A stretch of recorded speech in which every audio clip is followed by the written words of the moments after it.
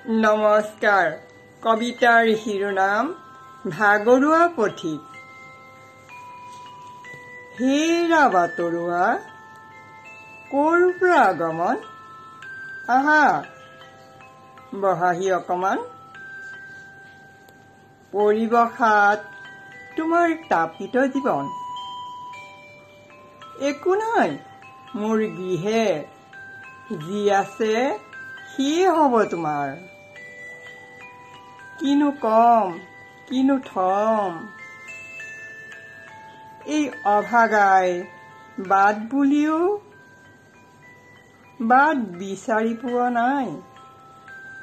পুঞ্জীভূত বেদনা নিবেদিলো তোমাৰ চৰণে।